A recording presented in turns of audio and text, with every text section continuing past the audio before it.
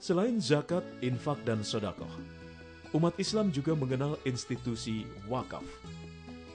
Menurut penelitian CSRC UIN Jakarta, aset wakaf di Indonesia seluruhnya bernilai 590 triliun rupiah. Sebagian besar aset itu untuk kepentingan ibadah, terutama pembangunan masjid. Umat Islam gemar berlomba-lomba membangun masjid, tentu tidak soal kalau masjid-masjid itu memiliki fungsi seperti masjid di masa Nabi Muhammad dan para sahabat, yaitu memainkan peran sosial ekonomi bagi kesejahteraan masyarakat di sekitarnya. Tetapi yang terjadi seringkali masjid-masjid megah dibangun di tengah bilik-bilik reot dan orang-orang miskin. Apakah Tuhan bangga dengan kemewahan yang dipersembahkan padanya sambil menyaksikan kemelaratan hamba-hambanya?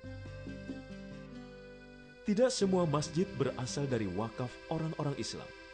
Di Bali misalnya, masjid yang pertama dan masih terpelihara dengan baik justru berasal dari tanah yang diberikan oleh Raja Hindu yang sekaligus juga menjadi tonggak toleransi antar umat beragama di Pulau Dewata tersebut. Yang kedua, diberi tanah wakaf untuk membangun masjid dan kuburan. Itu kira-kira seluruh luasnya itu 16 are. Jadi kemudian masjid itu dibangun oleh Pak Muin dengan masyarakatnya yang ada di Pulau Serangan ini dengan biaya sendiri. Karena mereka itu di samping tentara-tentara yang tangguh, orang keturunan raja dan pengusaha-pengusaha yang sukses. Nah, mereka di sini diberikan kebebasan oleh raja untuk mengembangkan masalah-masalah ekonomi di sini untuk berjual beli dan sebagainya, sehingga mereka di sini bertambah kaya dan membangunlah masjid ini yang sifatnya pada waktu itu masjid yang terbaik seluruh Bali dan mungkin yang pertama. Selain untuk membangun masjid, wakaf juga banyak diperuntukkan bagi komplek pemakaman. Jarang sekali ada wakaf untuk memfasilitasi kaum miskin dalam pelatihan kerja, pengentasan pengangguran, atau pemberdayaan perempuan. Beruntung kita masih memiliki tradisi wakaf dalam pembangunan fasilitas pendidikan seperti madrasah, pesantren, atau perguruan tinggi. Universitas Islam Indonesia UII Yogyakarta contohnya, lahir dan berkembang dari hasil wakaf. Pesantren-pesantren besar pada umumnya juga lahir dari wakaf. Misalnya, pesantren Tebu Ireng di Jombang, Jawa Timur, dan pesantren Darussalam Gontor, Ponorogo, yang menjadi contoh pengelolaan wakaf untuk memberdayakan umat Islam di bidang pendidikan. Badan Wakaf Pondok Modern Darussalam Gontor bermula dari tahun 1958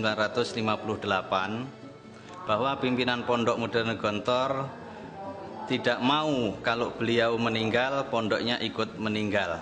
Maka dibuatlah suatu nadhir yang berhak, yang bertugas untuk menjalankan dan melestarikan, mengembangkan dan memelihara Pondok Modern Gontor. Inovasi-inovasi di bidang perwakafan mulai banyak dilakukan. Saat ini telah muncul pemikiran kreatif dalam pengelolaan wakaf, seperti wakaf untuk konservasi alam yang disebut wakaf pohon. Mengapa muncul kata wakaf? Karena hutan ini hakikatnya adalah milik publik. Hakikatnya milik publik, sehingga tidak boleh satupun orang menguasai kawasan publik. Kata wakaf itu bisa mewakili untuk kepentingan yang tadi. Pada tahun 2004 difasilitasi oleh Pemda Provinsi Jawa Barat, dalam hal ini melalui Biro Bina Produksi, kita melakukan beberapa diskusi, grup diskusi kecil, yaitu yang kita kenal dengan FGD. Itu beberapa kali, baik pertemuan di Masjid Salman ITB maupun di kantor Yayasan Sumber Ilmu selaku inisiasi program, sehingga kita ketemu kesepakatan bersama bahwa kegiatan ini akan kita usung dengan nama Gerakan Wakaf Pohon. Pemirsa, kemanakah sebenarnya arah perkembangan wakaf di tanah air? Bagaimana seharusnya wakaf itu dikelola?